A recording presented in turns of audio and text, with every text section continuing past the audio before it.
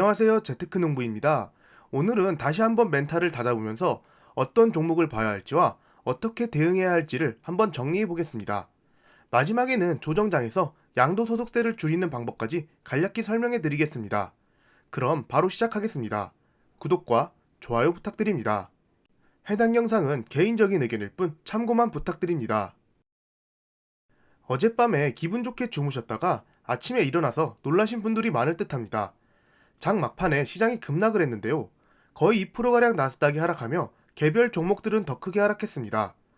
떨어진 이유는 바로 미국에서 첫 오미크론 확진자가 나왔습니다. 이럴 때 두 가지 행동이 나올 수 있습니다. 첫 번째로 무서워서 다 팔고 떠나야 하나, 다 팔고 더 떨어지면 살까, 이런 생각을 하시는 분들이 있을 거고, 두 번째는 드디어 내가 좋아하는 종목을 더 싼 가격에 살 수 있겠구나 하고 좋아하시는 분들이 있을 겁니다. 종목을 완벽히 분석하고 지금까지 많은 조정장을 겪어온 경험이 있으신 분이라면 두 번째 반응을 보이실 겁니다. 왜냐하면 작년 코로나가 처음 터졌을 때 온 세계가 경기 침체에 빠질 것으로 생각했지만 각 나라의 양적 완화 조치와 기업들의 빠른 변화로 2년 만에 나스닥이 거의 1.5배 이상 상승했습니다. 지금 오미크론이 과연 그러한 충격을 가져올까요? 제 생각으로는 오미크론이 터져도 코로나가 처음 터졌을 때의 그 충격보다 아주 약할 듯합니다. 오미크론 확진자는 우리나라에서도 나왔고 우리나라보다 더 큰 미국에서는 당연히 나올 것이라 다들 예상했을 것입니다. 심지어 우리나라 시장은 상승하고 있습니다. 즉, 그 말은 저렇게 하락할 일도 없고 하락하더라도 지금 차트에서 보시다시피 중간중간 작은 골짜기가 될 확률이 높다는 뜻입니다. 우리는 멀리 보고 투자를 하는 것입니다. 10월 조정장 때도 많은 분들이 더 하락하는 거 아니야 힘들어 하셨지만 결국에는 나스닥은 신고가를 뚫고 상승했습니다. 다시 한번 말씀드리자면 우리가 나스닥, 미국 주식을 하는 가장 첫 번째 이유가 나스닥은 우상향이라는 전제하에 투자하는 것입니다. 이 자본주의 시장에서는 강한 쪽에 돈이 더 몰리게 되어 있습니다. 그러므로 전 세계 모든 투자가 미국에 모이고 있고 계속해서 세상은 발전하고 있으니 나스닥은 우상향할 수밖에 없는 것이죠. 지금 현재 나스닥은 고점 대비 5% 정도 빠졌습니다. 이 정도면 그래도 많이 빠졌다고 볼 수 있습니다. 델타 변이 당시에 4% 가까이 빠졌는데 그것보다는 훨씬 더 많이 빠졌습니다. 산타 랠리 전에 한번 큰 조정을 주고 급등할지 두고 봐야 할 듯합니다. 어제 전체적인 시장을 봐보겠습니다. 보시면 헬스케어 쪽이 많이 상승한 것 같고 몇몇 반도체 기업이나 소프트웨어 기업은 상승했습니다. 성장주들이나 리오프닝 관련주들이 많이 하락했습니다. 그런데 여기 보이는 큰 주식들, 마소, 애플, 구글, 아마존, 엔비디아 이런 주식들이 오미크론이 터졌다고 해서 미래 성장성이 감소하거나 내부적으로 큰 문제가 생겼을까요? 이미 코로나로 인해 여러 번 봉쇄 조치를 겪으면서 해결하는 법도 알고 있고 많은 부분을 디지털화했습니다. 코로나로 인해 가장 큰 수혜를 본 기업들이 바로 이 기업들입니다. 오미크론이 터져도 결국 이 기업들은 해결할 것이고 다시 또 한 번 신고가를 뚫을 것입니다. 그럼 지금의 하락은 바로 좋은 종목들을 싸게 주울 수 있는 기회인 것이죠. 시장이 하락함에 따라 억지로 떨어지는 종목들이 많으니까요. 반도체 쪽을 자세히 봐보면 최근 급등했던 엔비디아, 퀄컴, AMD가 크게 하락했습니다. 이 세 개의 기업 차트를 보시면 아직도 좀 높아 보이긴 합니다. 퀄컴 같은 경우 이미 들고 있어서 좋긴 한데 엔비디아와 AMD를 매수할 기회를 안 주고 있습니다. 10월 조정장만큼은 아니어도 어느 정도 하락해서 고평가를 해소하는 기간이 있어야 하는데 엔비디아 같은 경우 앞으로 넘쳐나는 호재들도 많고 AMD는 곧 자일링스와 합병이 마무리될 것이며 테슬라 자동차의 칩을 AMD로 바꾼다는 소식 등 오미크론 악재 속에서 호재가 가득해서 잘 떨어지지 않는 듯합니다. 이런 종목들은 오미크론과 크게 영향이 없습니다. 그나마 공급망 이슈가 영향이 있을 듯하나 퀄컴 같은 경우 공급망 이슈에도 전혀 영향이 없어서 급등했고 엔비디아와 AMD도 이미 공급망 이슈를 많이 겪어서 대처법을 알고 있을 것입니다. 보시면 공급망이고 뭐고 주가는 계속 올라갔습니다. 반도체 장비 기업들이 최근에 계속 올라가고 있습니다. ASML이야 워낙 많이 상승했으니 최근에 좀 조정이 온 듯하고 어플라이드와 램 리서치는 1년간의 박스권을 뚫고 상승하고 있습니다. 특히나 램 리서치는 어제 신고가를 뚫었습니다. 저 같은 경우는 어플라이드를 예전에 매수했다고 말씀드렸고 ASML은 며칠 전에 소량 담기는 했는데 보시다시피 하락하지 않고 올라가고 있어 더 추매하지는 못했습니다. 이런 것을 보면 오미크론과는 크게 연관이 없는 듯합니다. 또한 파월이 테이퍼링을 가속화할 것이며 금리 인상을 그대로 진행할 것이다 라고 발표한 것을 보면 지금과 같은 금리 인상 관련주들을 한번 눈여겨보면 좋을 듯합니다. 저도 이렇게 제가 만든 영상들의 종목들을 계속 모니터링하면서 좋은 종목들을 골라내고 있습니다. 영상을 처음 공유해드렸던 11월 21일과 비교해서 애플 제외하고는 전부 하락했습니다. 여기 있는 주식들은 말씀드린 대로 인플레이션이 심해지고 금리 인상이 다가오면 수혜를 볼 수 있는 기업들입니다. 겨울 패딩을 여름에 사듯이 내년에는 금리 인상이 확실시 되고 있는 상황입니다. 그렇다면 여기서 좋은 종목들을 추려 이번 하락장에 매수해두면 금리 인상이 다가올수록 주가는 충분히 상승 가능하다고 봅니다. 아니면 상승까지는 아니어도 큰 하락 없이 버티면서 금리 인상 충격이 끝나고 더 큰 상승이 가능한 종목들이죠.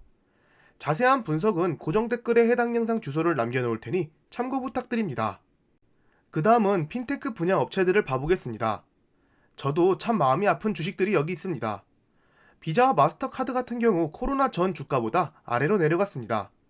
하지만 그렇다고 실적이 코로나 전으로 돌아간 게 아닙니다. 훨씬 더 많은 매출을 발생시키고 있고 매년 계속 성장하는 기업들입니다. 최근 반독점 이슈도 있고 시장에서 관심을 받지 못하고 있으며 각 나라의 봉쇄령에 따라 기업 매출 감소가 예상돼서 주가들이 힘을 못 쓰고 있습니다. 그나마 마스터카드와 비자는 배당이 있어 배당을 받으면서 버틸 수 있지만 페이팔의 경우 배당도 없고 고점 대비 크게 하락했습니다. 페이팔은 어제 영상에서 말씀드렸다시피 제 기준으로는 충분히 큰 호재가 나왔음에도 불구하고 핀테크 분야가 전부 하락함에 따라 같이 하락한 듯합니다. 아무리 봉쇄망으로 인해 기업 매출이 줄어든다 해도 핀테크 시장 규모는 이제부터 본격적인 상승이 예상되며 앞으로 큰 성장이 예상되는 시장인 것은 누구나 알고 있는 상황입니다. 시장의 관심은 많이 멀어져서 주가는 하락하고 있지만 이 세 개 기업은 실적이 계속 늘어나고 있는 상황입니다. 당분간은 힘들 수 있다고 보지만 아직 이 기업들을 투자할 이유가 변하지 않았기에 저는 계속 들고 갈 생각입니다. 물론 오미크론 악재만 생각하시면 안되고 여러 악재들도 생각하셔야 합니다. 12월 15일에 있는 미국 부채 한도 상향 이슈와 러시아의 우크라이나 침공 이슈를 확인하셔야 합니다. 개인적으로는 부채 한도 협상은 어떻게든 다시 넘어갈 듯하나 아래 이슈가 조금 걱정스럽습니다. 러시아가 현재 우크라이나 국경으로 병력을 계속 보내고 있으며 이미 침공 루트들도 나와 있는 상태입니다. 러시아가 크림 반도를 침공할 때는 미국이나 나토 등이 대처하지 못했는데 이번에는 나토에서 확실히 대처하겠다고 말하고 있습니다. 우크라이나 침공을 막겠다는 뜻이죠. 무력적 충돌까지도 일어날 수 있고 그렇게 되면 세계 증시가 휘청거릴 수 있다고 봅니다. 지금 오미크론보다 더한 충격이 나올 수도 있습니다. 그래서 저는 이 두 개 기업들을 조금씩 매수하고 있습니다. 로키드 마틴 경우 제가 예전에 분석해드리면서 매수했다고 말씀드렸고 최근 3분기 실적이 어닝믹스로 나오면서 급락했지만 계속해서 자사주를 매입하고 배당금을 늘려가고 있으며 우주산업과도 밀접한 관계가 있어 우주산업이 빛을 보면 회사는 또 다른 큰 성장을 할 수 있다고 생각합니다. 팔란티어 같은 경우 미 국방부와 많은 계약을 맺고 있고 군사적인 계약들이 많습니다. 특히나 앞으로 커질 데이터 분석 분야에서 1등 기업이라는 점과 민간 기업가의 매출이 늘어나는 점도 충분히 좋아 보이는 투자 포인트입니다. 물론 전쟁은 일어나면 안 되지만 어느 정도 대비를 해놓는 것은 나빠 보이지 않습니다. 이 두 개 종목은 전쟁이 없더라도 장기적으로 충분히 좋아 보이는 종목들 같습니다. 예전 코로나 때 주가 상황을 잠깐 봐보겠습니다. 저때 기억나길 처음에는 조정이라는 뉴스들이 많았으나 나스닥이 서킷 브레이크가 걸리고 6천 후반까지 떨어지면서 공포를 넘어선 세계 경제가 무너지는 듯 했습니다. 하지만 3개월 뒤에는 나스닥은 거의 전고점에 도달했으며 현재는 어떤가요? 코로나 때 주식을 하셨던 분들은 아마 지금의 공포는 큰 감흥이 없을 수도 있습니다.